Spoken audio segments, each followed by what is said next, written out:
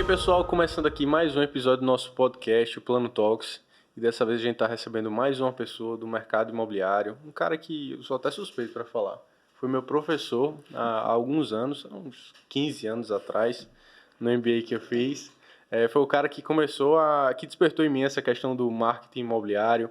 Hoje ele é podcaster também, tem o Prop Talks, que a gente vai falar sobre isso aqui. Tem uma grande participação aí no mercado imobiliário, a princípio nessa parte do marketing, hoje ligado demais à tecnologia. Vai falar muito aqui de blockchain, enfim, todas essas questões que eu sei que vocês gostam bastante. E o Gustavo Zanotto, nosso convidado aqui de hoje, meu amigo professor Gustavo Zanotto. Vai falar alguma coisa? Não, toda vez você estava me interrompendo, quando eu terminava. Saudar a presença, sempre a dividindo a grata mesa presença com meu pai, Glauco Moraes. do nosso amigo Gustavo Zanotto aqui no Plano Talks. É uma satisfação tê-lo aqui conosco em João Pessoa. Glauco, eu fico muito feliz de estar aqui com vocês. Pedro, obrigado pelo convite de participar do Plano Talks. Que é isso. Pô, demorou, porque eu estava conversando com o Pedro antes de entrar aqui. Acho que a última vez que eu pisei em João Pessoa foi em 2018 para 2019. Parece que foi ontem. Mas alguma coisa assim, Glauco, nesse sentido. Exatamente a mesma coisa. E fiquei muito tempo afastado da cidade, fiz muita coisa aqui, né? Nós estivemos juntos aqui desde 2004, né? Pô, segundo o Pedro falou aí.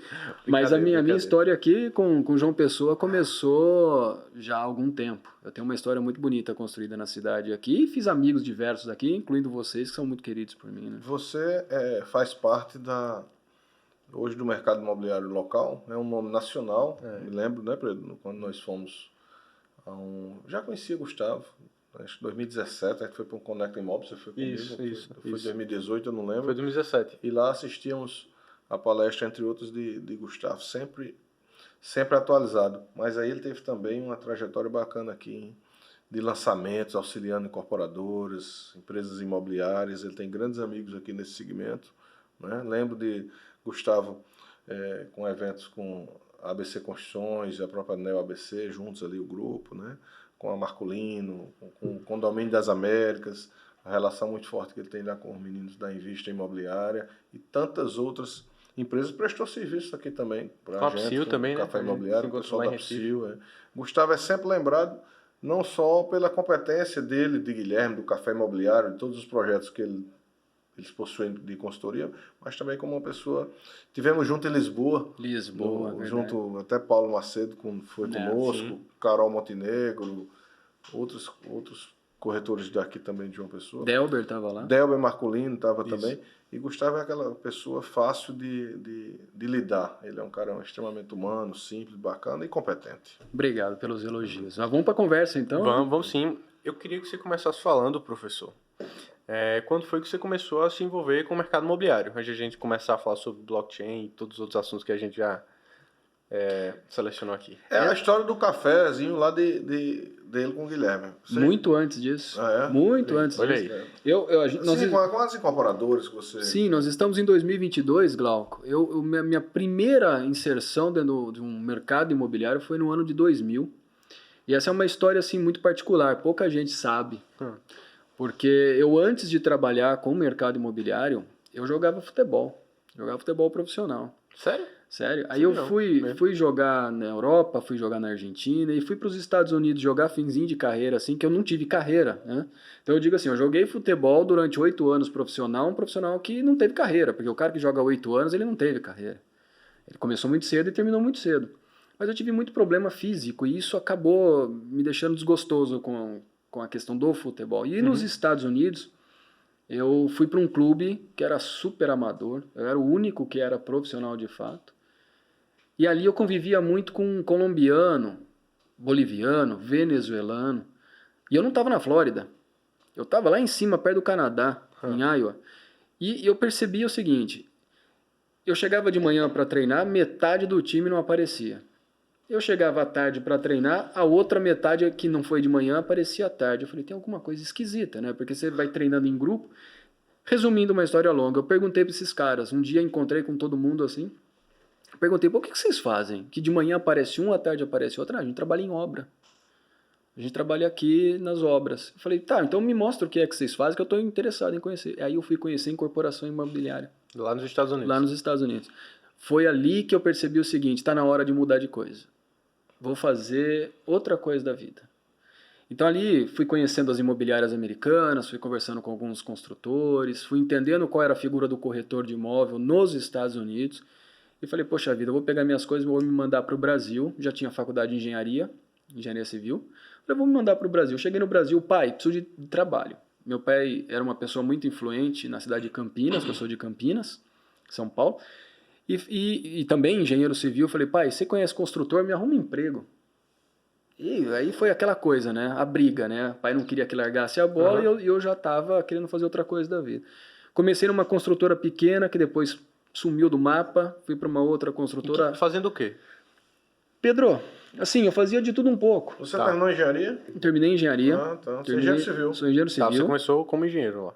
Não, eu comecei assim, como uma pessoa que estava no escritório. Tá. Eu estava chegando, não tinha o que fazer, fica no escritório, fica fazendo alguma coisa. O que eu fazia? Fazia desenho de projeto arquitetônico. Então vinham as plantas, eu fazia a modelagem das plantas, tudo isso na pena, no nanquim, no lápis. Coisa bem, bem lá atrás. Papel de seda. Papel de seda, transferidor, compasso, puta que pariu. Pô, né? Dá o corte aí isso depois. É um programa familiar, tá, Zanotto? Tá.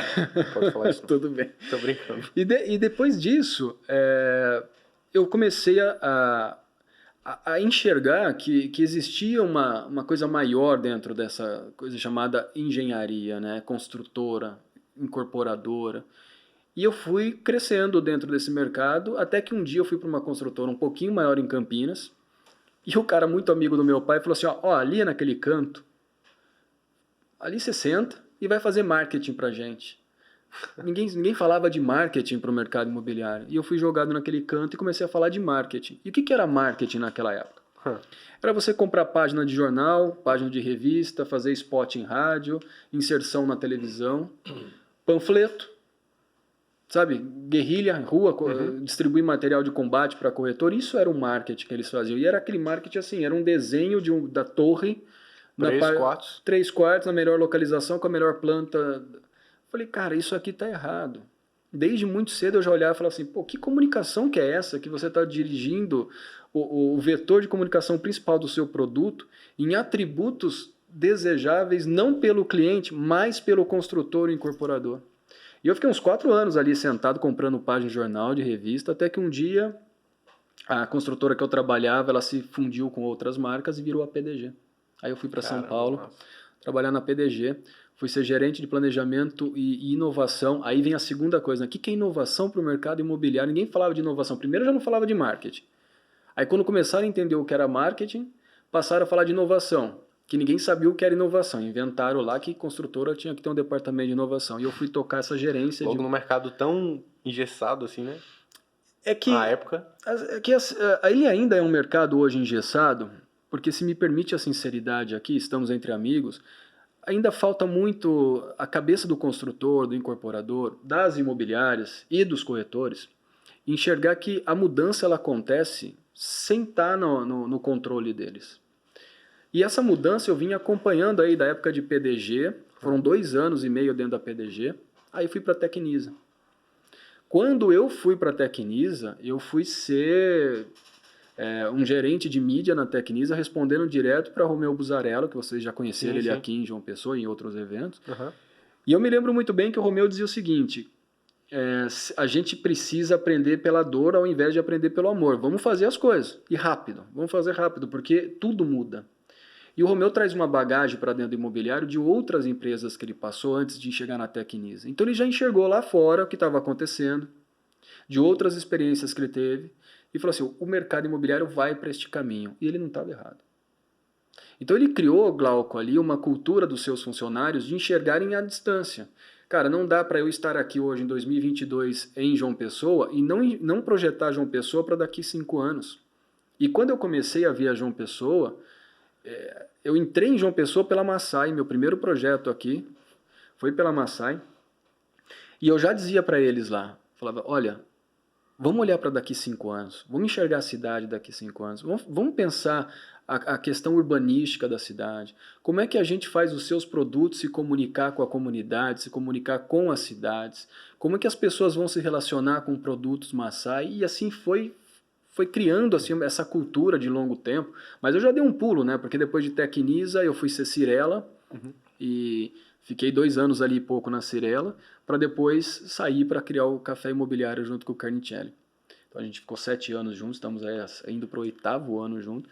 E muito do que a gente vê acontecer hoje, em termos de comunicação, marketing, pensamento de negócio, lançamento de produto, o Café Imobiliário já fazia lá atrás, 2014, 2015. Por quê? As nossas cabeças estavam miradas para frente. O discurso de, cara, vamos repensar o mercado, vamos entender como é que funciona, todos os atores do mercado, como é que eles se comportam hoje, como é que a gente pode melhorar a visão desses caras. E foi isso que a gente fez ao longo desses últimos 8 anos. E assim, cara, o dia que falaram para mim, vai pensar em inovação, eu estou aí há 12 anos pensando em inovação para o setor. Ô Gustavo, 2 coisas. A primeira, você falou aí num planejamento, que antigamente as empresas e os profissionais, as pessoas, enfim, sempre que a gente ouvia muito falar num planejamento estratégico para os próximos 5, 10 anos. Até 10 anos a gente ouvia. Hoje, de forma específica, sua experiência na incorporação que você teve, você vê essa condição de se pensar um planejamento para 5 anos, como você fazia? Tem como pensar? Não dá mais. Hoje o planejamento é um ciclo de 6 em 6 meses. Você tem que projetar, não digo produto, mas você tem que projetar ações e atividades constantes de 6 em 6 meses. Então, quando a gente fala de planejamento, primeiro que planejamento para mim é aquilo que você não vai fazer. Quando você planeja, você já sabe o que você não vai fazer.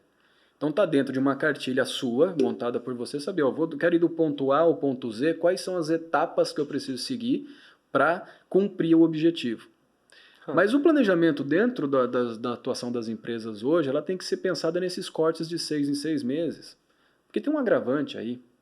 Glauco, talvez eu e você, não mais, mas Pedro e quem vier depois de Pedro, não está mais preocupado com as coisas que eu e você com 50 anos nos preocupávamos. A visão desse público é outra. Então a gente tem que repensar muito do que a gente vai fazer, querendo o quê? Contemplar as novas gerações que estão chegando. Verdade.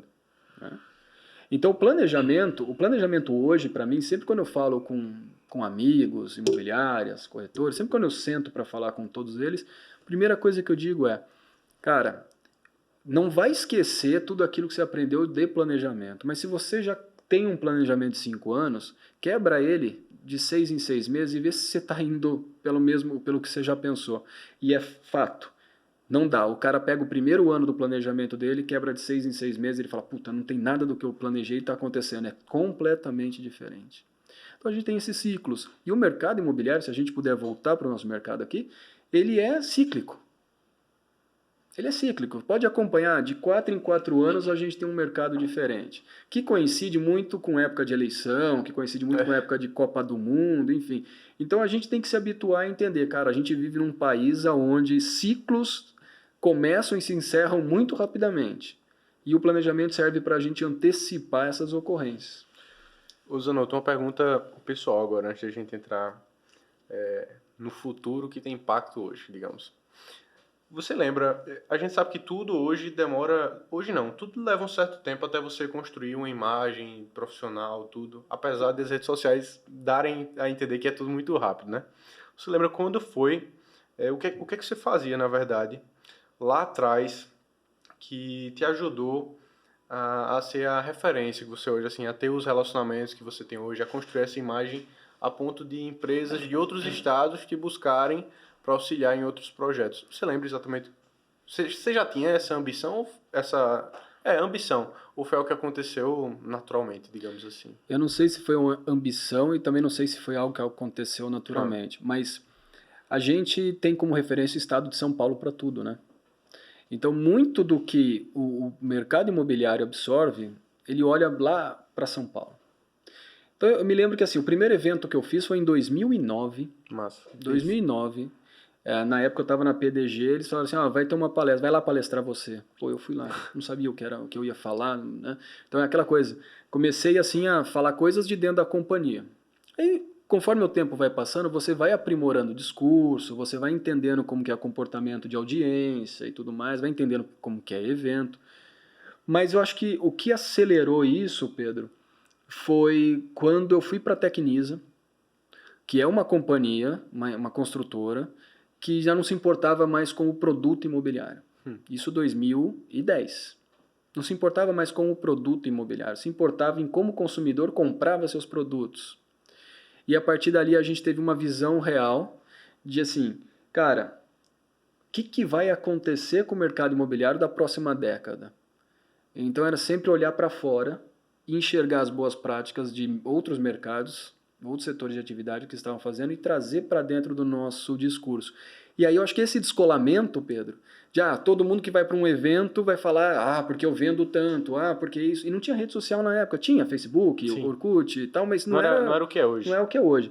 Mas eu acho que o descolamento obrigado pela referência que você usa, que me fez ser essa referência, como você citou, é que eu não falava as coisas que o público estava acostumado a ouvir. E muitas vezes falava coisas que o pessoal não queria ouvir. E aí começou a ter esse descolamento e passei aí a andar o Brasil todo levando esse discurso de tecnologia, de inovação, de uma visão nova de mercado, como fazer produto que se adeque a diferentes comportamentos de clientes. Uma visão autêntica, né, sem seguir nenhum com uma lógica própria, né? Com uma lógica própria e baseado na experiência e no pensamento próprio, sem seguir nenhuma... Apanhei bastante, viu, Glauco? Apanhei bastante. Compreensão. Apanhei bastante, mas hoje, felizmente, muitas das pessoas que me escutam e que me escutam com recorrência, falam, poxa vida, tá certo o que ele tá falando. Eu não acerto 100% das vezes, mas eu já ouvi de muitos amigos nossos assim, cara, eu tô vendo hoje o que você falou há 5 anos que ia acontecer. Não sou vidente, mas é estudar. É abrir um pouco os nossos olhos e enxergar o que está acontecendo aqui em paralelo. O problema do profissional de mercado imobiliário é que ele só olha para o mercado imobiliário. Então o cara só se preocupa com o lançamento, com o bairro, com o imóvel de terceiro que está em estoque. O cara só se preocupa em olhar para INCC, tabela price, aquelas coisas todas e como faz cartório, financiamento. Mas espera aí, isso é do nosso dia a dia. Como que eu posso melhorar o meu dia a dia? Olha para fora. Olha para fora. E eu tenho uma prática hoje, que eu fiz aí nos últimos 12 meses, de sempre conversar com diretores, CEOs de outras empresas. Então eu falo com o pessoal da iFood, falo com o pessoal da Uber, falo com outras startups, falo com muitos construtores, incorporadores, falo com muita gente que não tem muita coisa a ver com o nosso mercado, mas eu começo a escutar o que esses caras falam sobre retenção de cliente, como é que esses caras falam de atendimento, como é que esses caras falam de marketing? O que eles estão fazendo hoje para ativar mercados que antes eles não estavam presentes? Como é que eles chegam numa determinada cidade? E aí eu desenho muito, eu gosto muito de desenhar, eu desenho muito o que esses caras estão falando. No final do dia eu pego 2 coisinhas, já cresceu meu grau de conhecimento. Já levo para uma palestra, para um treinamento, para um bate-papo. A galera ouve aquilo e fala, o cara está inventando. Não estou inventando, eu estou aprendendo com os outros. E para mim, esse descolamento, como eu falei, que você deu lá em 2010, me fez entender o seguinte, tem que aprender todo dia, tem que ler, tem que estudar, tem que conversar, tem que estar ouvindo podcast, tem que estar... Tem que ser multidisciplinar mesmo. Tem que ser multidisciplinar. Só assim você consegue ser o que você é. Isso mesmo. Ô Zanotto, e até aproveitando o que você está falando, quando a gente quiser pensar, eu quero pensar no futuro do mercado imobiliário, então, nesse caso. Tá. O que eu tenho que considerar, levando em consideração, no caso... Como serão as transações, por exemplo, até já entrando no assunto de blockchain e tudo mais. O que é que o corretor tem que estar atento a quê, especificamente? Eu digo assim, se você parar e pensar, blockchain, tokenização, cara, você está dando um passo muito lá na frente. Você está dando um passo muito lá na frente. Tá. Porque é fato que pensar em novas formas de investimento como o token imobiliário, isso vai acontecer. Sim. Pensar em como criar mais transparência, mais rapidez, mais fluidez nas transações com o blockchain, isso vai acontecer. Mas o corretor de imóvel ele não nasceu para isso. E ele não está sendo preparado para isso. Deveria? Deveria ter hoje, quem cuida do corretor de imóvel, começar a preparar essa nova visão. Fala assim, pô, vamos criar dentro de um programa de início de carreira para o corretor, vamos já preparar esse cara para entender quais são essas novas tecnologias que estão chegando e tudo mais. Mas não é que não existe vontade, é que o nosso mercado ainda não se preparou para isso. Quando a gente começa a ouvir falar de blockchain e token, pô, é um fantasma. A galera começa a correr atrás de artigo, começa a ler, começa a buscar referência, mas no final do dia não sabe o que é. Mas quem prepara o corretor já deveria estar preocupado com isso. Porque é fato, o blockchain vai regulamentar as próximas transações, vai criar mais transparência, vai criar mais rapidez no processo de documentação, no processo de transferência de divisas. Isso. Vai, não tem como. Não dá mais para voltar para trás. O blockchain ele já está em outros mercados, ele já está criando esse tipo de coisa. E quando você experimenta algo que possibilita que você seja cada vez mais participante do mercado e de maneira dinâmica também. Dinâmica e impede que as burocracias aconteçam, você nunca mais quer voltar atrás. Então, primeira coisa aqui, respondendo a tua pergunta, Pedro, acho que faz todo sentido um corretor hoje entender de token e entender de blockchain. Mas faz mais sentido ainda ele entender de pessoas, que é uma das coisas que ele nasceu para fazer, que é atender pessoas. Mas entender de pessoas de que jeito? Cara, vamos entender dos próximos comportamentos de compra. O imóvel hoje, muitas dessas novas gerações que vão chegando aí, eles não querem ter, mas eles querem de alguma forma participar do mercado. Como que eles podem participar? Aí você tem as iniciativas que vêm de outros construtores aí que dizem assim, poxa, você pode fazer a assinatura do imóvel. Uhum. Então, mas aí você já pensa num processo de escala, porque para o cara te dar uma assinatura, ele tem que ter imóvel em tudo quanto é canto do país. Mas a assinatura não seria uma espécie de investimento, na verdade, né? Não, é só uma maneira de viver. Isso, exatamente. É o que todo mundo fala do lifestyle. E eu já vi alguns construtores no Brasil aqui que já criaram produtos só para isso. No Paraná já tem iniciativas dessas, no Rio Grande do Sul. Ou seja, o cara está levantando a sua torre lá para pegar esse pessoal que querem ficar nômades, viajando, indo para todos os lados. Mas isso é 100%? Não é e nunca vai ser. É apenas uma parte do mercado que aprendeu a mudança baseado no comportamento do consumidor. Então, acho que esse é o primeiro passo que o corretor precisa. Cara, vamos entender assim de pessoas, mas não assim de... Glauco tem 2 filhos, Glauco é casado, 2 filhos, mora num apartamento. Não é isso. Vamos entender assim, por que Glauco está vindo até mim, baseado em que necessidade que ele me apresenta hoje, como que ele usa produto imobiliário. E aí, Glauco, só para fechar esse raciocínio, um dia que eu comprei uma casa numa cidade do interior do estado de São Paulo, levei meu filho para olhar, parei com ele em frente à casa, dentro de um condomínio bacana lá, ele falou assim para mim, com 9 anos, hoje ele tem 12, ele falou assim para mim, pai, por que você comprou essa casa? Eu falei, não, porque você vai morar aqui comigo. Ele falou, pai, você não sabe se eu quero morar aqui. Você não sabe nem se eu quero morar em Campinas. Você não sabe nem se eu quero ir para... Pai, com 9 anos ele disse isso. E não é uma mentira, isso é uma grande verdade. Ele disse, pai, tudo bem, você comprou, legal, gostei. Eu estou usando das minhas palavras, que não foi assim que uma criança de 9 anos fala. Mas ele me deu um alerta. Ele disse ali, eu não sei se eu quero morar aqui. Pô, a cabeça dele já está em outro momento de mercado. E é isso que a gente precisa entender. Qual é o momento de mercado que o teu cliente que você vai falar, ele está? E isso é uma construção de valor. Outra coisa que o mercado imobiliário não faz, construção de valor. É verdade. Como é que você gera dentro de uma jornada do cliente comprador, do cliente que aluga um imóvel, como é que você gera para ele valor no processo? O blockchain gera valor. O token gera valor. O corretor de imóvel precisa todo dia gerar valor. Porque senão ele vai ser uma das figuras que até de alguma parte da tecnologia vai fazer o que ele faz.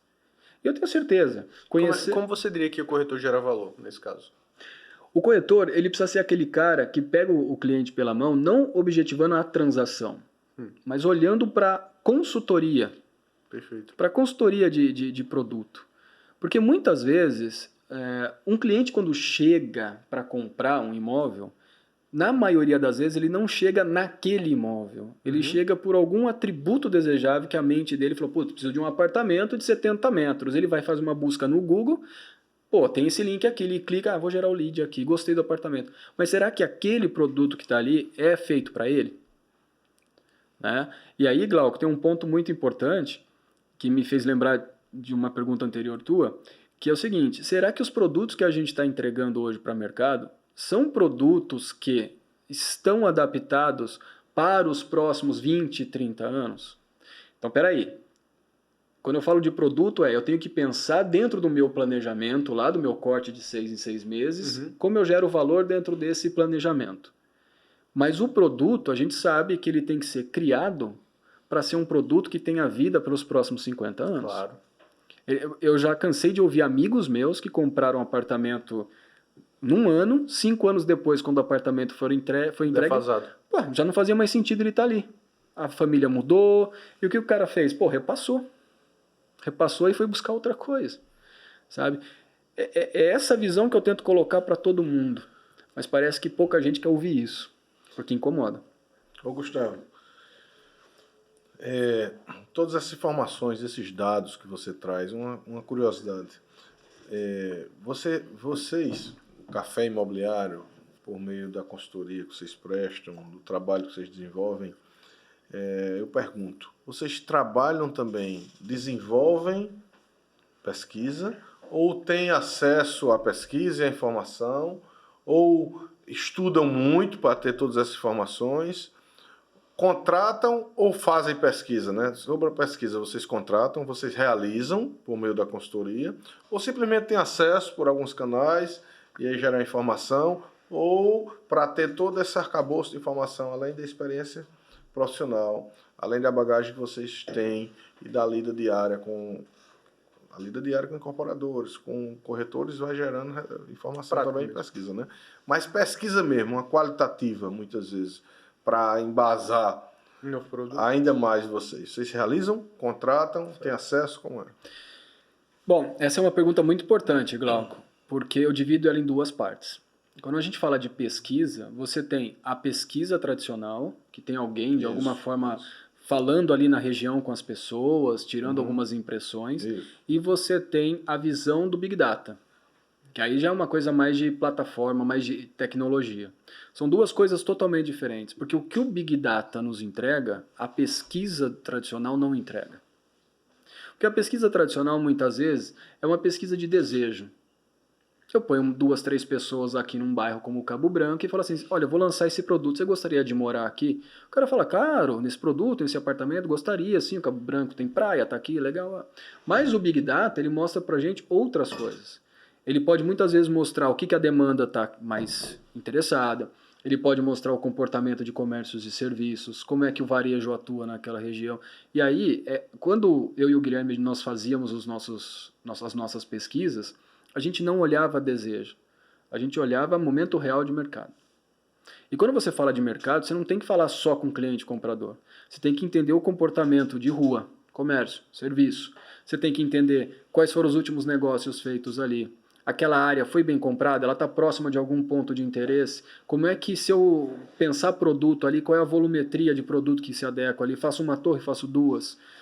Qual é a demanda existente para absorver o produto? Então o Big Data nos dá muito isso. Então nós sempre tivemos acesso a Big Datas imobiliários através de plataformas. Mas tem um ponto aí, Glauco, que nos ajudava muito a, antes de consultar um Big Data, a entender algumas particularidades de mercado. Que como eu sempre fui um cara muito de incorporação, muito de construção, o primeiro passo que eu dava era, eu vou desenhar o primeiro plano aqui, para a gente saber o que nós vamos buscar de dado. Então o construtor sentava comigo, muitas vezes, não vou citar o nome dos amigos aqui, mas muitas vezes os construtores sentavam com a gente e falavam assim, peraí, vinha aquele projeto arquitetônico lindo, maravilhoso, falava, viu, deixa eu só fazer uma pesquisa rápida aqui. Entrava num Google da vida, digitava lá, características do bairro Cabo Branco. Isso é uma verdade que eu vou te contar. Características do bairro de Cabo Branco. Aí apareceu lá, pum, na minha tela do computador. O Cabo Branco é um bairro teoricamente mais de idosos, não sei o quê, que vivem a vida com muito mais tranquilidade, fecham as ruas para passeio e tal. Virei para esse construtor e falei, você está atraindo um público que não condiz com o bairro. O teu produto não tem encaixe aqui.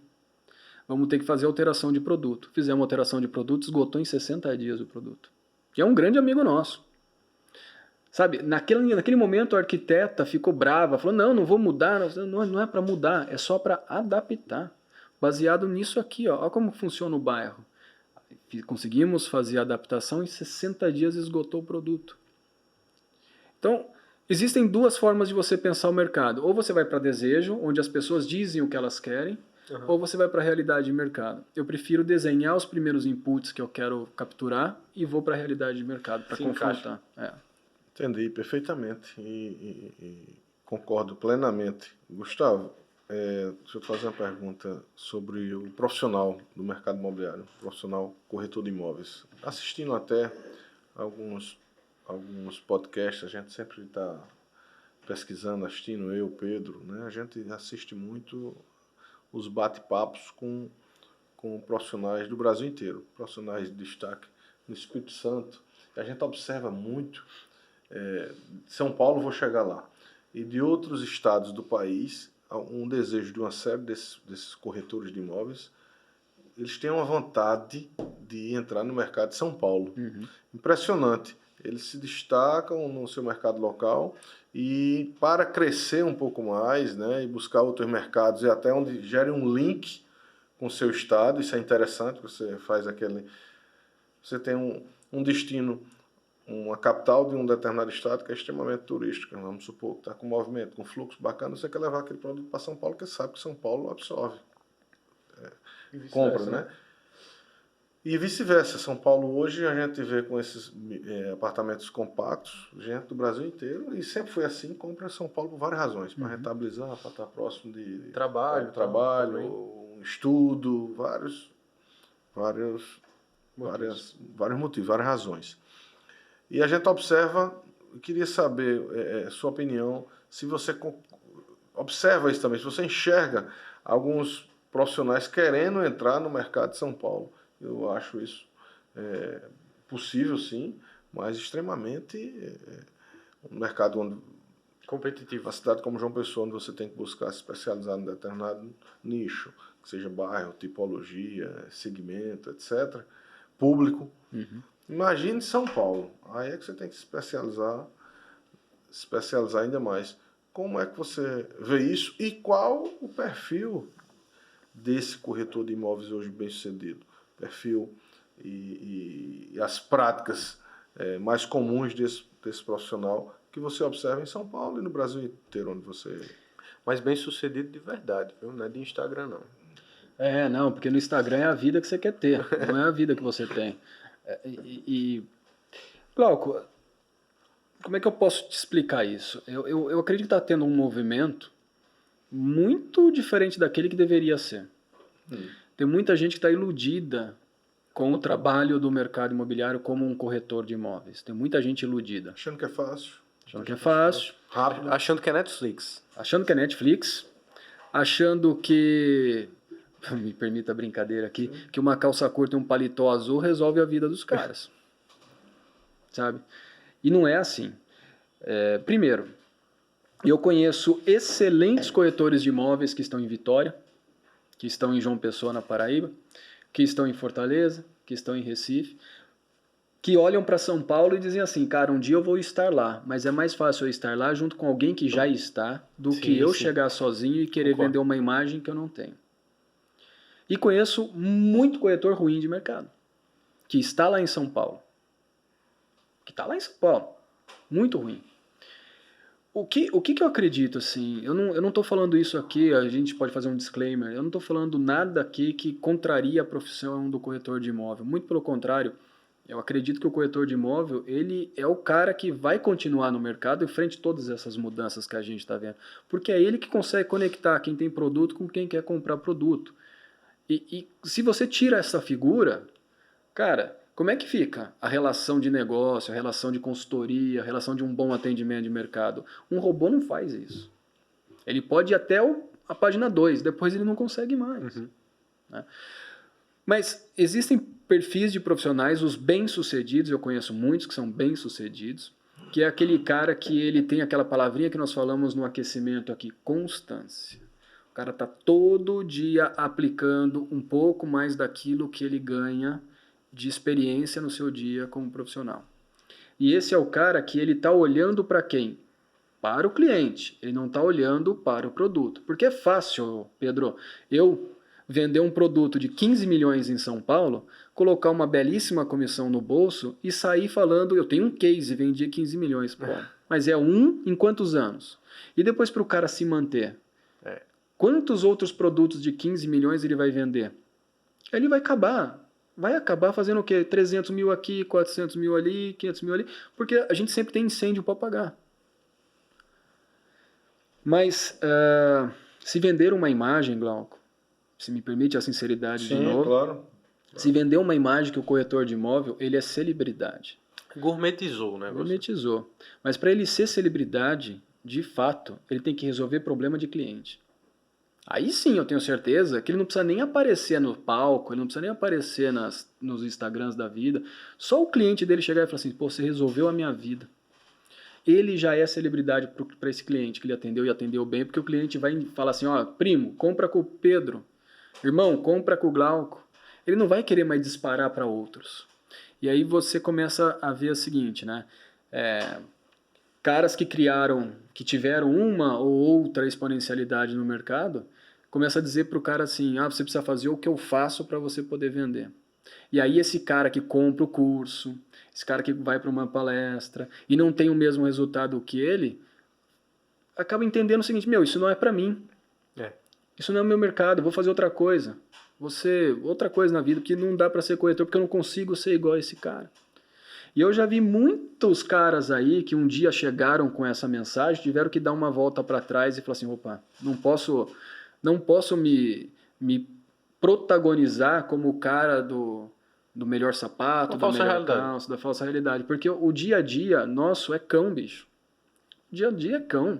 Você tem que estar todo dia ali comendo areia, para depois ali na frente, daqui um mês, 2, você fechar uma venda, fechar bem essa venda, poder pegar a sua parte da comissão e não ser ausente do mercado. E não ser ausente. Mas o que esses caras estão mais querendo hoje e estão vendendo para essa turma é que eles não precisam vender.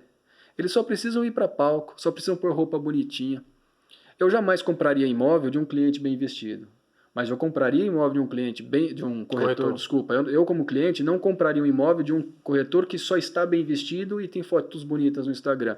Mas eu compraria um imóvel de um corretor bem vestido, que conseguisse me conduzir no processo e conseguisse, de novo, gerar aquele valor que eu preciso, que responda às minhas dúvidas. Esse cara, para mim, ele é 1 em 1 milhão que aparece por aí. O dinamismo hoje das relações pessoais e comerciais, enfim, e própria internet facilitou que você tenha acesso a quem você quer, a quem você quiser, né? E aí eu digo sempre, Gustavo quer comprar um imóvel numa determinada empresa, hoje você vai, é fácil, vai lá, bate na porta muitas vezes, negocia direto. O corretor de imóveis, ele vai ter que ter algo a mais, e aí é dentro da técnica, é dentro do conhecimento, da informação, que às vezes, muitas vezes relacionada àquela mesma empresa que você, cliente, vai direto, pensando em algum benefício, muitas vezes, mas nós temos que ter algo a mais para agregar esse valor, para gerar esse valor, para que o cliente precise da nossa consultoria, da nossa presença, da nossa opinião, para fechar aquele negócio. E esse gerar valor, Glauco, você não precisa conhecer 100% do processo. Porque eu acho tão bonito quando um corretor chega assim, vai vender um apartamento e o cliente diz para ele assim, poxa, mas, exemplo bobo eu vou dar aqui, tá? Esta parede tem uma tubulação, tem alguma coisa, um encanamento, gás, alguma coisa aqui que eu quero derrubar essa parede. Se ele não sabe responder, vai em quem criou o produto, vem cá, arquiteto, apresenta aqui. Isso é técnico demais, até você não tem... Você tem que saber o mínimo, né? Apresentar a planta, tudo, mas tá passando aqui dentro da parede, você não identifica com o material que você tem, você vai perguntar e resolver. Isso é o processo de parcerias. Esse é o processo de parceria. O corretor, ele precisa de parceiros. E quem é o parceiro do corretor? Muitas vezes é o proprietário de um produto que ele está vendendo, porque o proprietário, quando construiu aquela casa, ele construiu do jeito dele, ele sabe exatamente como é que funciona. Ou se a gente está falando de mercado primário, meu grande parceiro, se eu fosse corretor, era, cara, eu vou vender da construtora X, eu vou conhecer todo mundo da construtora. Setor de relacionamento com o cliente, os donos da construtora, vou conhecer o marketing, vou conhecer a área de engenharia, vou conhecer a área de arquitetura, porque sempre alguma coisa eu extraio dali e é valor para o cliente. Porque o cliente precisa comprar. É mais difícil comprar do que vender. Se a gente pode explicar aqui, porque assim, eu vou vender, a venda é um negócio difícil de acontecer. Só que para o cliente que está comprando, o cara que não conhece nada, é muito mais difícil.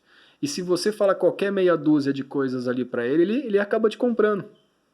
Esse é o perigo que eu estou vendo em muito corretor hoje. O cara vem para o mercado achando que está fácil, eu vou falar ali, o cliente vai comprar e resolve a vida. Sabe o que eu acho que é valor, que gera valor para um corretor?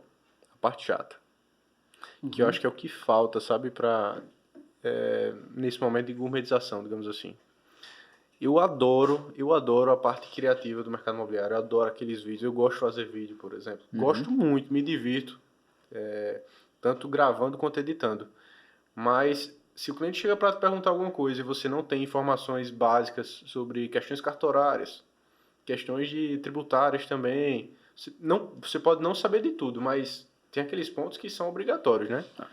Então, eu tenho certeza que o valor está naquilo que você leva que o cliente muitas vezes não sabe, né? E essa parte técnica é onde você também consegue, além de vender, na verdade, a satisfação do cliente, aquele desejo, suprir aquela necessidade que ele tem naquele momento. Você vender no imóvel, você tem que vender isso, na verdade. Mas tem que saber isso daí para justificar e realmente ter toda a parte consultiva, o processo consultivo. Você sabe, Pedro, que assim como vocês, eu faço junto com o J. Batista o Prop Talks. Isso. No Prop Talks, a gente criou o canal de podcast. Pode falar aqui? Claro. A gente criou um canal de podcast que ele... Aqui, pessoal, Prop Talks. Tá? Isso, dá uma olhadinha lá depois. Inclusive tá também, além do YouTube, no Spotify. No Spotify, exatamente. Spotify e no YouTube. Quando o Jota me convidou para pensar numa ideia de podcast, é porque era assim, eu sou sócio da empresa do Jota, que o Jota tem uma empresa lá que é o CRM, a Fleet, né?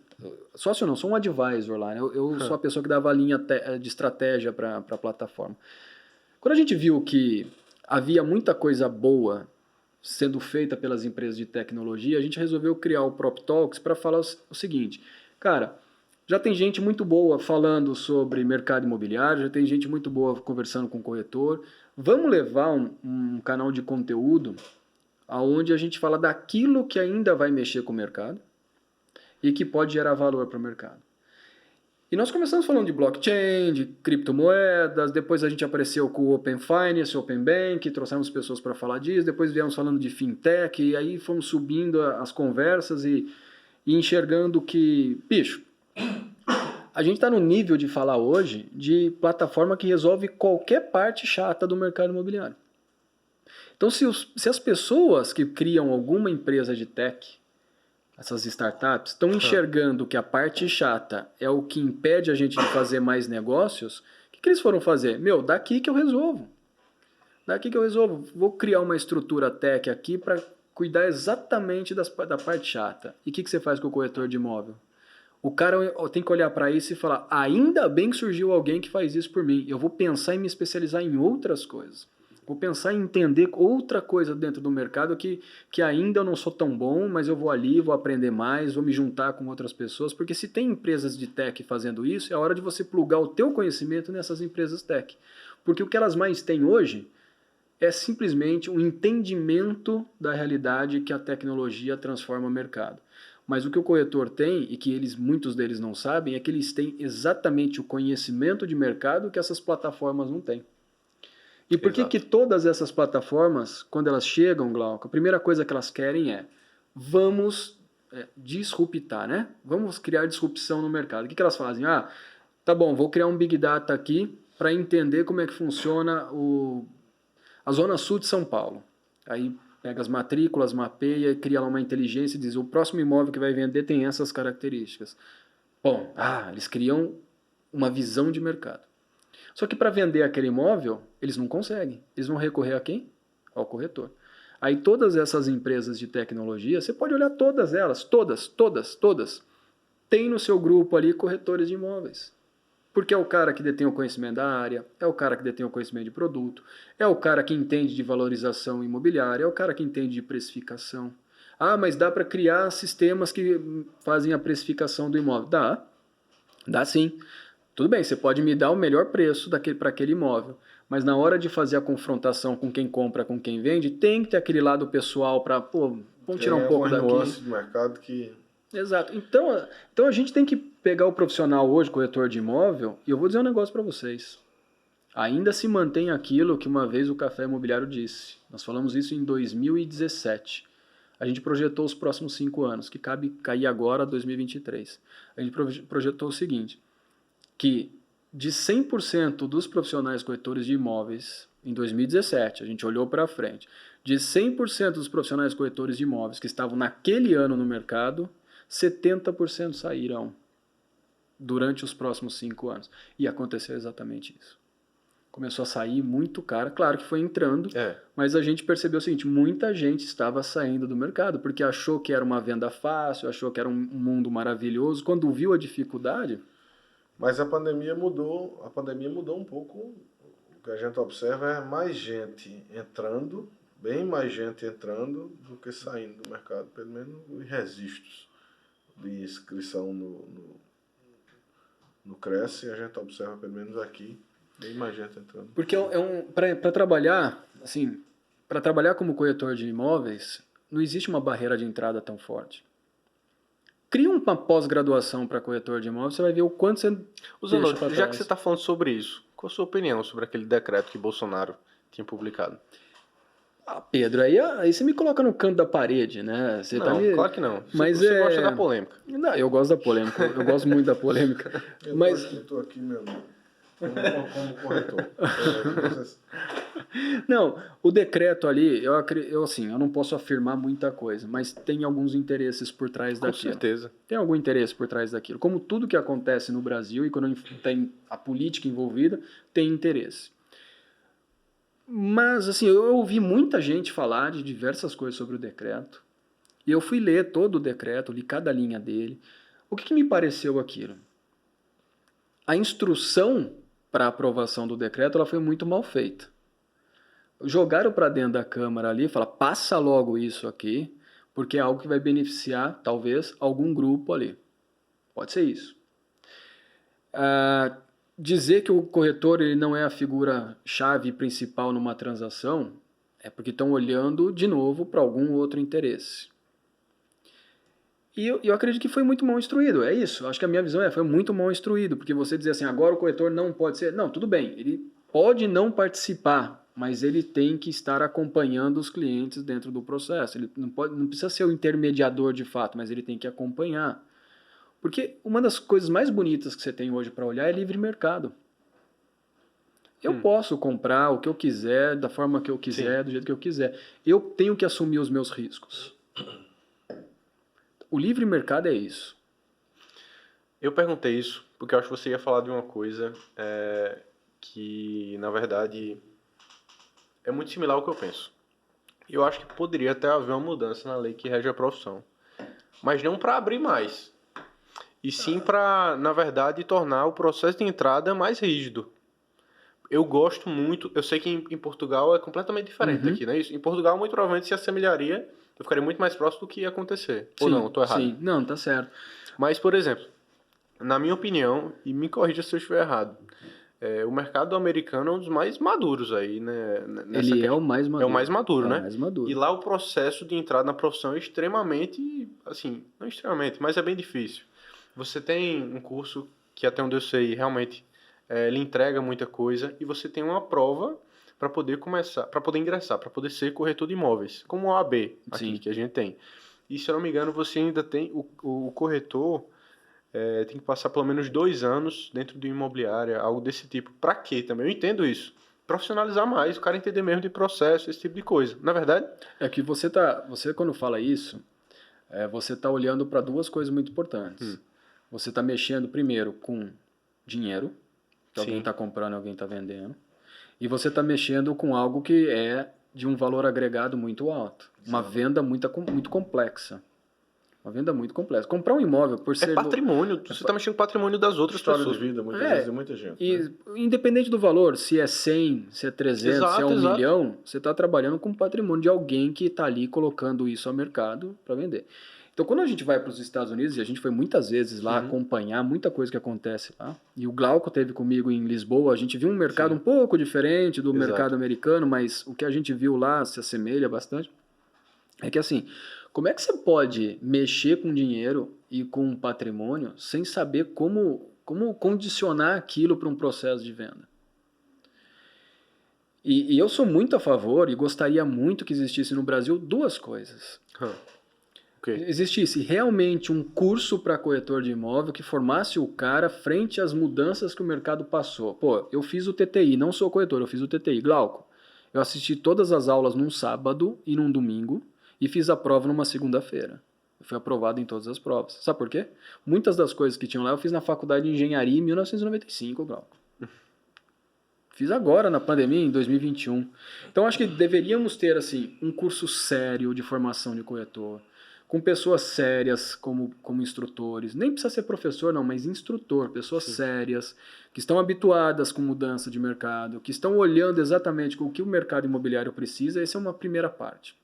Então, digamos assim, o curso de TTI precisa ser revisto. É preciso ser dito que os conselhos regionais e o Conselho Federal se atêm a registrar os profissionais, mas não tem qualquer competência para dizer que tal escola ou tal instituição ou tal faculdade está habilitada ou não. A verdade é que os cursos de formação, em sua grande maioria, os técnicos principalmente, deixam muito a desejar. Isso é uma opinião própria.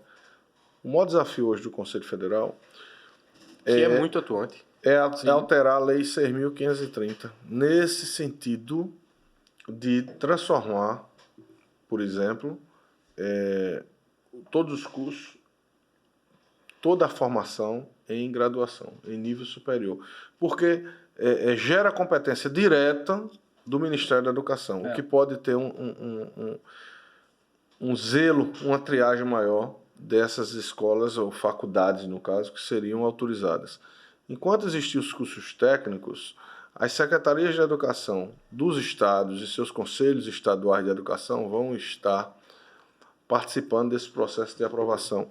E fica bem mais difícil com cursos à distância, com cursos presenciais que deixam muito a desejar, formar profissionais com um nível mais alto, assim, digamos. Eu concordo plenamente com o Gustavo. Agora, preciso registrar que é um dos maiores desafios. Eu mesmo integro a Comissão Parlamentar do Conselho Federal e tenho que fazer justiça ao Conselho, ao presidente, enfim, de que esse é um desafio e está sendo trabalhado.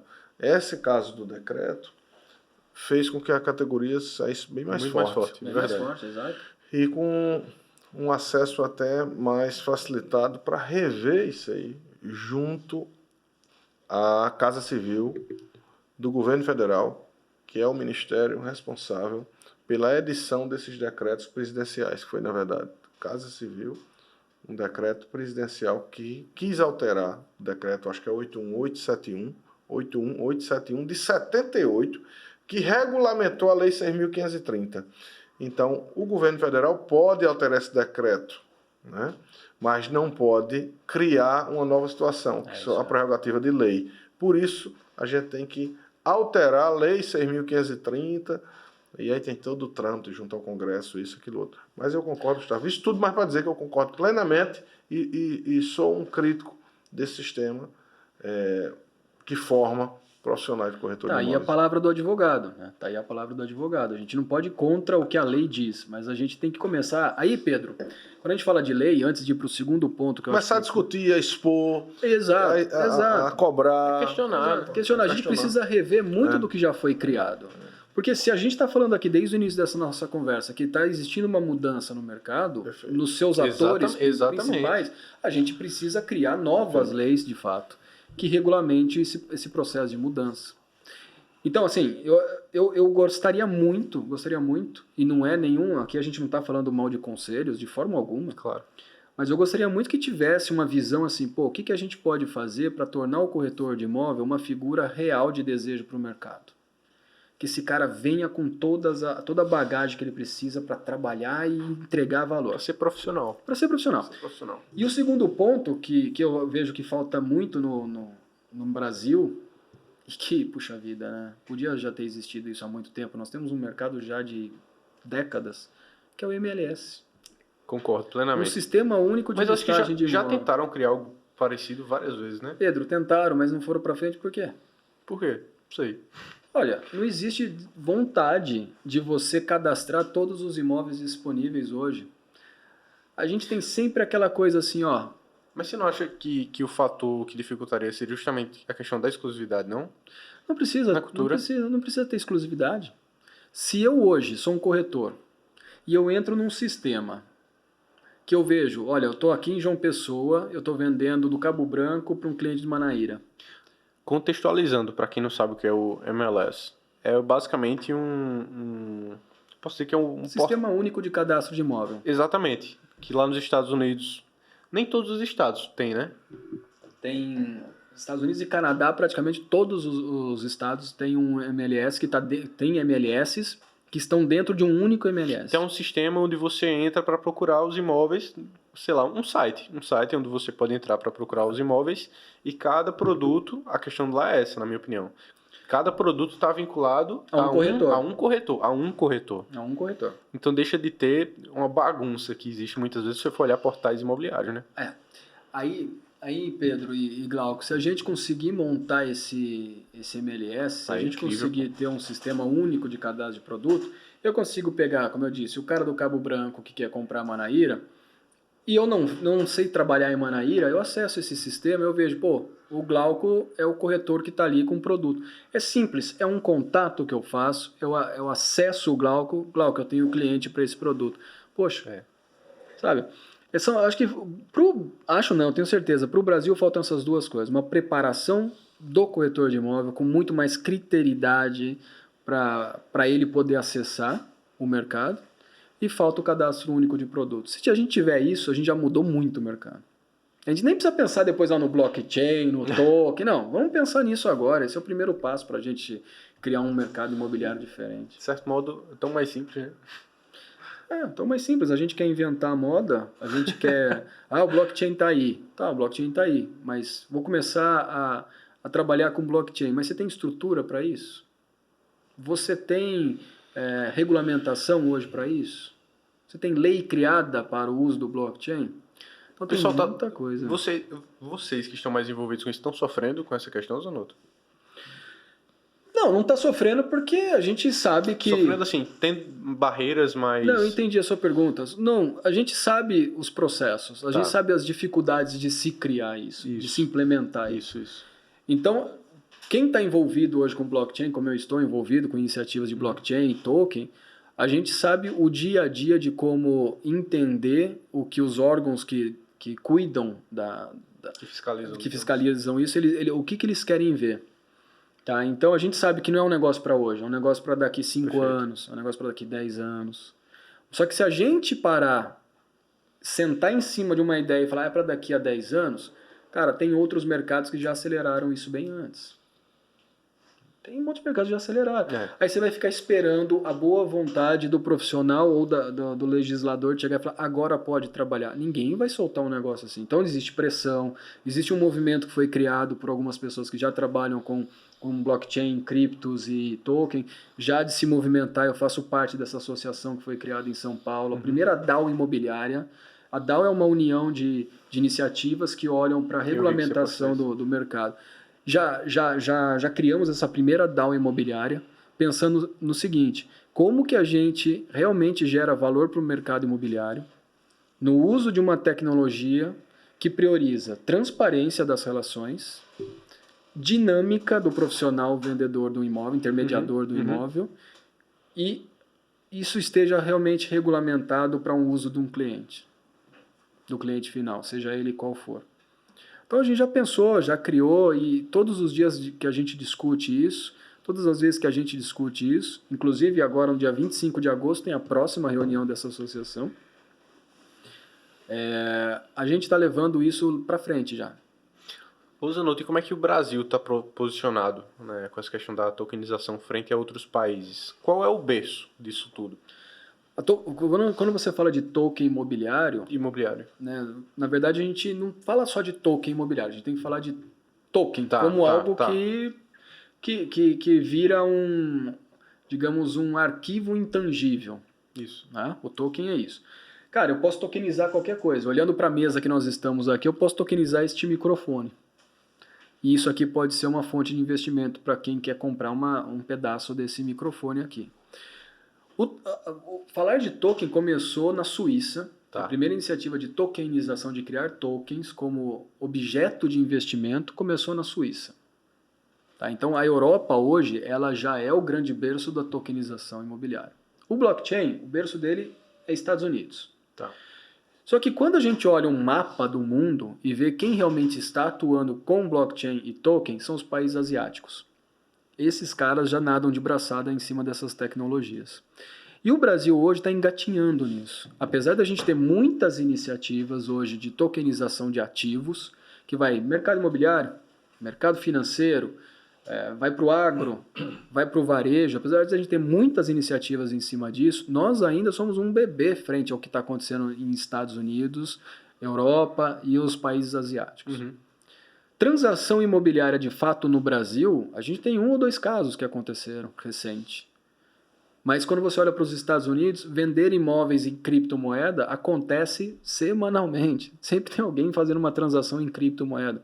Quando você olha para outros países, por exemplo, Ásia, você vai para a Ásia.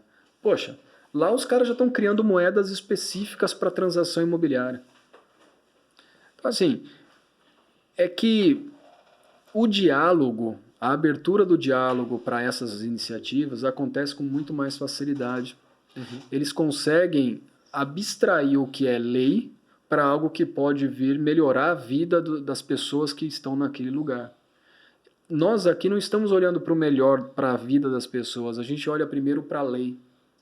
Então vamos fazer o contrário, vamos olhar, isso aqui mexe com o que na vida das pessoas? Isso aqui possibilita mais transparência, mais abertura de mercado, mais gente participando de negociação, o corretor tendo muito mais facilidade em transferência de documentos, divisa e tal. Tá, agora vamos criar uma lei para isso, onde coloca menos barreira e mais abertura para o mercado. A gente não faz isso. A gente quer não pode. A gente vai no não pode toda vez. Mas isso é coisa do brasileiro, né? O brasileiro é cheio de pôr barreira. Gustavo, vamos voltando aqui para a nossa João Pessoa. Eu pergunto, qual a imagem real, seja no mercado imobiliário, no turismo, a imagem que João Pessoa e a Paraíba têm hoje? Nós estamos falando de um pequeno estado do Nordeste, de uma capital que a gente sabe que é aprazível, tudo, mas estamos aqui no Nordeste, no centro do Nordeste, geograficamente muito bem localizado, mas a gente observa nos últimos anos um incremento nos negócios, muita gente de fora buscando comprar imóveis aqui, vindo residir, alguns citam até como a capital da aposentadoria, isso, aquilo, outro. João Pessoa, dentro do contexto Nordeste, com a sua experiência, ela tem se destacado? Você já chegou em alguns outros momentos, em alguns eventos, a fazer uma comparação até com Balneário, Camboriú, enfim, que a gente tem que respeitar, uma cidade extraordinária no sul do país, riquíssimo, né? Qual é a posição de João Pessoa mesmo hoje dentro do contexto nacional? Pô, Glauco, essa tua colocação e a sua pergunta, ela é riquíssima de detalhes, que a gente poderia ficar até amanhã falando disso. Mas não sei se vocês vão se recordar, acho que Pedro talvez se recorde isso com muito mais propriedade. Eu falei tá te chamando de velho, viu? Não estou chamando não, é que talvez Glauco não estivesse dentro desses eventos que a gente estava, Pedro, porque o Pedro está em todos que eu estou, eu vejo o Pedro lá. Tô mesmo. Inclusive amanhã, isso aí. E eu cheguei a falar uma vez, dentro de um dos eventos que eu vim aqui em João Pessoa, que eu não me lembro, foi num Educa Cresce, igual nós teremos amanhã aqui. A gente está gravando hoje no dia 22 de agosto de 2022, né? Isso. E eu cheguei a falar num Educa Cresce o seguinte, olha, eu caminhei com a minha explicação, a minha explanação lá da palestra, eu falei, vocês estão sentados numa mina de diamantes e não sabem aproveitar. que eu cheguei a dizer assim, os 5 maiores mercados imobiliários do país são São Paulo, que ninguém vai bater, Rio de Janeiro, que segue uma sequência de movimento de alta, Florianópolis, você falou. aí eu falei Santa Catarina em terceiro, Paraíba em quarto. Não sei o que, não sei o que. Eu falei, eu tenho números que comprovam isso. Isso eu acho que faz uns 5 anos, tá, que eu falei. Eu voltei aqui em 2019, 2018 ou 2019, por isso que eu não sei qual foi a última vez que eu voltei aqui. Em uma palestra eu disse, Santa Catarina já é o terceiro maior mercado imobiliário do país, puxado por Balneário Camboriú. Só que se tirar Balneário Camboriú do mapa, não tem Santa Catarina. Verdade. Né? Paraíba é o segundo maior mercado imobiliário do país. E vocês estão vendo aqui o que está acontecendo com a cidade? João Pessoa, Campina Grande, outras cidades. Vocês estão vendo. Pô, eu cheguei agora aqui, eu não tive hospedagem, não tive hotel para ficar. Foi uma loucura encontrar lugar para ficar. E hoje é uma segunda-feira, né? Hoje é uma segunda-feira. Trânsito, a orla, cheio de turista. E aí, Glauco, é o seguinte, quando você tem mercados imobiliários aquecidos, você começa a atrair gente de todo quanto é canto do mundo.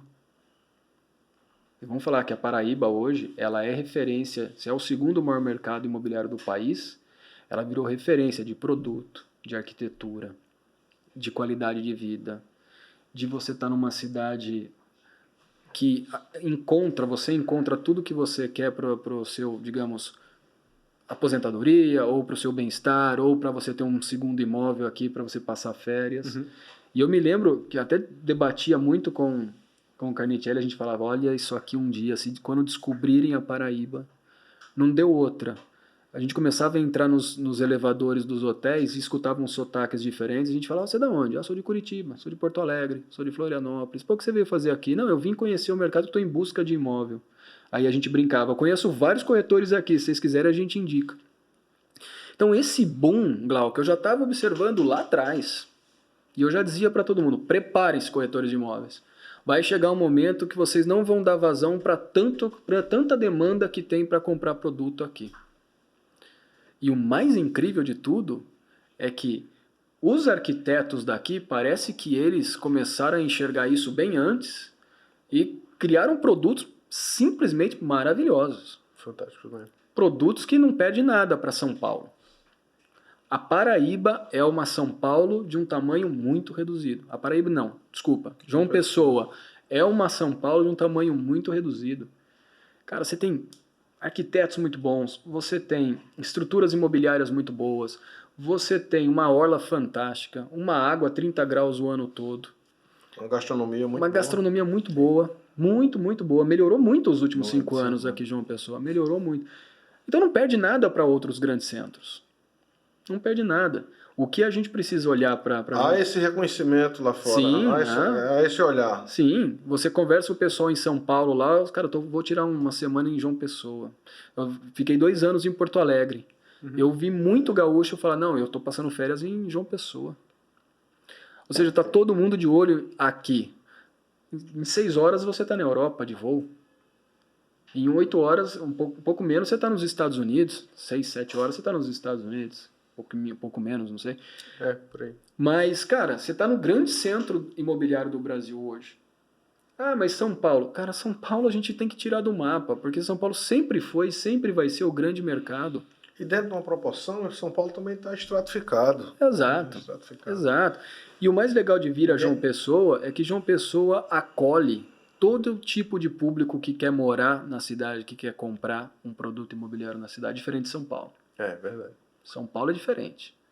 São Paulo você tem uma seleção infinita de produtos ali que se você vai para um lado você não volta para o outro. Aqui não, João Pessoa não, tá todo mundo morando junto, todo mundo vivendo junto, no mesmo produto. Cara, é incrível, essa cidade é incrível e é bem falada lá fora. Por isso que eu gosto de João Pessoa, cara. Eu já vim 32 vezes para João Pessoa. E aí, por gostar tanto, por ter se relacionado muito bem, passou a ser querido por seus amigos aqui em João Pessoa, do mercado imobiliário e de outros mercados que lhe conhecem, né?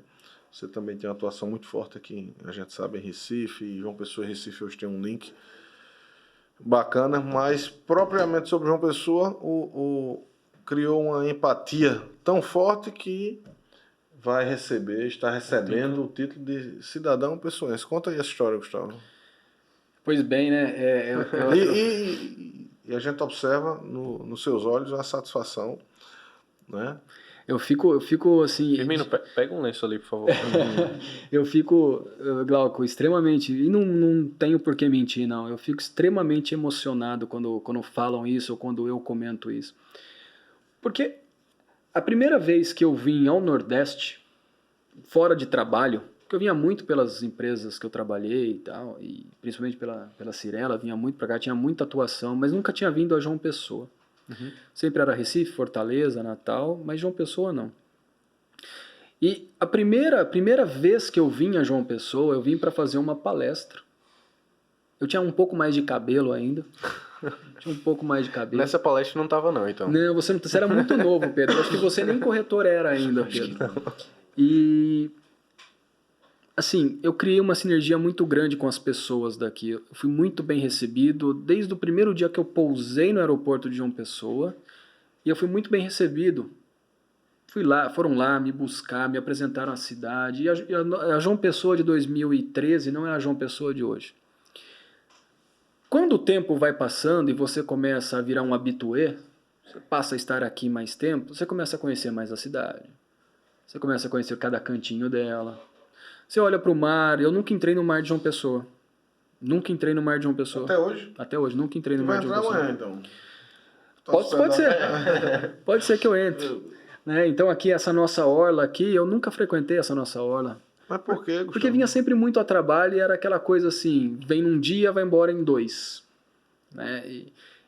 E aí, Glauco, nessa pegada toda de estar sempre aqui, ajudando o mercado a se desenvolver, ajudando construtores, incorporadores, vocês corretores, donos de imobiliário, enfim, eu fui agraciado com essa placa de cidadão pessoense. E isso, para mim, me enche de orgulho, porque foi a cidade no Nordeste que me recebeu de braços abertos e continua me recebendo. Quando eu cheguei aqui e eu disse que estava em João Pessoa, eu recebi uma infinidade de mensagens. Pô, você precisa almoçar comigo, você precisa jantar comigo, vamos tomar café. E se eu conseguir fazer todo mundo tomar um café e almoçar e jantar com todo mundo, não vai ter tempo. Eu vou ter que morar em João Pessoa. E é por isso que eu digo, quando eu estou aqui, juntem todo mundo, porque é mais fácil. E, cara, agora eu tenho João Pessoa no coração, pô, eu tô até emocionado de falar aqui com vocês, vou levar isso pra frente. Eu sou um dos grandes embaixadores de João Pessoa. Ele merece o título. Sou um dos grandes embaixadores, defendo o João Pessoa em tudo quanto é canto que eu vou pro exterior, falo de João Pessoa, falo com os meus amigos lá em São Paulo. Essa aqui é a minha cidade agora. E eu virei cidadão Pessoa. Sou igual você agora, Glauco. Só que eu tenho 2 anos de vida de João Pessoa. Mas é isso aí, merecido, inclusive pelas pessoas. Eu sei que teve uma participação incisiva de Anselmo e Serginho da Invista junto. Esse papel deles foi muito bacana, de mostrar a um parlamentar, parece que foi propositura do João Corujinha, Isso. que apresentar e mostrar quem é Gustavo Zanotto. Né? E é um título que se dá de cidadão, que não é aquele título simplesmente para ter um dividendo político, que isso acontece muito nas casas legislativas. Esse é um daqueles que João Pessoa dá para quem merece mesmo, né? Faz um trabalho muito bacana, vende a imagem da gente, se apaixonou pela cidade, se tornou amigo das pessoas. E ajudou a construir um bocado, né? Isso é muito bacana. É isso aí. É isso? É isso aí. Belíssimo papo. Professor, muito obrigado, viu? Quando eu soube, eu já sabia, né, que ia ter o evento, mas não sabia que você já estava aqui. E quando soube, a gente não podia perder a oportunidade. Agora, né? se tivesse avisado, eu só soube que você estava aqui. Eu ia ter esse evento amanhã, mas se você estava Houve aqui... um vacilo que eu não ia dizer. Tivesse avisado, da próxima vez, avise com antecedência, Gustavo, para a gente montar realmente uma agenda. Paulinho, inclusive, está impossibilitado de encontrá-lo, mas a gente precisa, nessas suas vindas, seus amigos vão querer recepcioná-lo, tê-lo, principalmente quando você vem, e a gente sabe que você está acompanhado da esposa, a gente poder proporcionar momentos bacanas, né? Exatamente. Mas Exatamente. não vão faltar momentos como esses que eu tô aqui hoje com vocês. Vamos deixar o conversando. Guilherme ficar sozinho nessa brincadeira. Né? O Guilherme tá muito luxento. Exatamente. Mas olha, não vão faltar oportunidades como essa. Até porque, meu amigo, dentro dessa dupla, o Guilherme é o chato. Como é que pode? Eu disse a ele aqui. Foi. Não, mas Brincadeira, assim, Guilherme. Nós estamos hoje falando de vários assuntos aqui. A gente rodou em diversos assuntos e é sempre muito bom ter conversas como essa. Eu acho que falta mais conversas como essa dentro de um mercado que é nosso, né? Que a gente faz um mercado. E é possível hoje mais profissionais sentarem, conversarem, entenderem o que acontece. Pô, estou em São Paulo, você está na Paraíba, me conta um pouco daí, que eu te conto um pouco daqui. Esse intercâmbio de informação é que torna vocês, eu e outros tantos, pessoas de maior grau de conhecimento, que podem falar de todos os assuntos, que podem criar novos assuntos para melhorar o mercado imobiliário brasileiro, que a gente precisa muito melhorar. Criar novas pontes com esses papos, né? A gente vai criando conexões, vamos estando... Hoje eu vi algo muito interessante, né?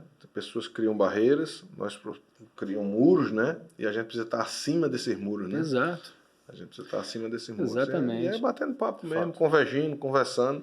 Os profissionais afins das mesmas áreas, eles têm, na minha opinião, a gente conversa muito isso e luta para que isso ocorra na prática, precisam estar aliados, né, com os mesmos propósitos de decência, propósitos de técnicas, de avanço, mas dentro de um mercado que é o mercado da gente, é o mercado do qual nós sobrevivemos, mas a gente precisa estar tudo muito alinhado, juntos, tem espaço. É isso mesmo. Né?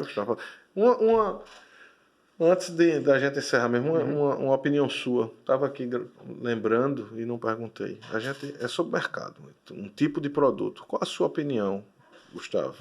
Eu já observei empreendimentos desse tipo. Em Curitiba, em São Paulo, tem muitos, né? Que é um empreendimento projeto voltado para, eu não digo nem maior idade, nem melhor idade, voltado para um público, é o conceito que muitos tratam como senior living, tem vários conceitos aí. João Pessoa não tem nenhum produto desse, Natal, não sei se tem, Recife, eu não sei se tem, mas eu estou observando uma tendência, algumas pessoas conversando nesse sentido. Qual a sua visão sobre esse ponto específico? Dá essa palhinha aí pra gente. Eu conheci em Salvador, na Bahia, um projeto como esse, feito por o Zé Azevedo. Vocês devem conhecer o Zé Azevedo, José Azevedo. Estive lá com o Zé e ele mostrou esse produto. E ele estava buscando exatamente o quê? Entregar alguma coisa para aquelas pessoas que já estão com a vida resolvida e precisam parar um pouco, né, e terminar bem. Nos Estados Unidos isso existe demais. Na Europa, um produto de senior living existe demais. O Brasil ainda não entendeu que é possível a gente criar um mercado dentro de um mercado, objetivando um público que precisa ser melhor atendido. Tá? Porque quando a gente olha para o cara que está ali, o idoso, né, da maioridade... Tem demandas específicas. Tem demandas específicas e de repente ele está habitando um produto que é para um jovem de 30 anos. Isso. Então, as particularidades das pessoas devem ser respeitadas e a gente precisa ter uma visão assim, o que eu estou fazendo para esse mercado? E o Senior Living é um produto que o Brasil ainda não tem essa cultura de criar. Tanto que quando você olha para os Estados Unidos, a Flórida é o grande canteiro dos idosos. Né? Todo mundo sai lá de cima e vai morar na Flórida porque encontra ali produtos dedicados a esse público. E aí, Glauco, para finalizar esse pensamento, não é você excluir, mas é você incluir. Um produto como esse, ele cria uma inclusão e ele melhora muito o mercado. Você imagina um produto como esse em João Pessoa, que é uma cidade que está todo mundo olhando, e você olha para a Orla hoje, você tem muita gente que já ultrapassou os 50, 60 anos, andando, caminhando ali, você fala, pô, um dia esse cara pode estar aqui. Mas é cultura. A gente precisa quebrar as barreiras culturais. Esse é uma tarefa muito difícil. Gustavo, mais uma vez, a gente agradece a sua participação, a honra de tê-lo aqui conosco no Plano Talks. A gente sabe que esse episódio, esse programa, ele vai levar muito conhecimento, muita informação atualizada ao nosso mercado. E essa é a nossa missão aqui nesse bate-papo, sempre com pessoas interessantes e importantes. Obrigado. Como você, meu amigo. E quem quiser conhecer mais aí sobre o Gustavo Zanotto, dá uma olhada lá no Instagram, LinkedIn também, né? LinkedIn, escuta lá o Prop Talks, que tem muito conteúdo de valor também. E mais alguma rede? Não, eu me mantenho nessas, porque eu acho que é muito Certíssimo. difícil cuidar de tantas, mas eu fico nessas. E olha, gente, obrigado. Não tá no TikTok, né? Não fico fazendo dancinha. Pessoal, vamos conhecer mais. Eu já assisti algumas entrevistas, algumas passagens do Gustavo nos podcasts. E vamos o Prop Talks. Vamos também assistir lá o que ele tem de bom sendo produzido lá com o J. Batista. Eu agradeço a oportunidade de estar com vocês, Que é isso, de estar falando aqui. Eu espero que tenha sido algo muito proveitoso essa 1 hora e pouco que a gente ficou aqui. A gente podia ficar mais tempo. E só lembrar que a única pessoa que me chama de professor na face da Terra é Pedro. Eu acho isso fantástico. Eu sou diferenciado, né? Sim, você sempre foi, Pedro. Pedro, quando se refere a mim, a primeira palavra que vem é professor. Eu falo, poxa, alguma coisa eu deixei de bom para esse menino aí. Obrigado, meus amigos. Gustavo, também eu tenho aprendido que a gente, quando tem pessoas importantes aqui, pede para o pessoal curtir, se inscrever no Plano Talks também, né? Para os seguidores, né? Pode deixar que o meu trabalho de marketing pro Plano Talks eu vou fazer. Galera já vai começar ali. É isso aí, pessoal. Espero que vocês tenham gostado de mais um episódio. Se você gostou, já curte. Compartilhe com seu amigo também. Vai gostar demais. Não deixe de se inscrever no canal para acompanhar os demais. E é isso aí. Valeu, até a próxima. Valeu.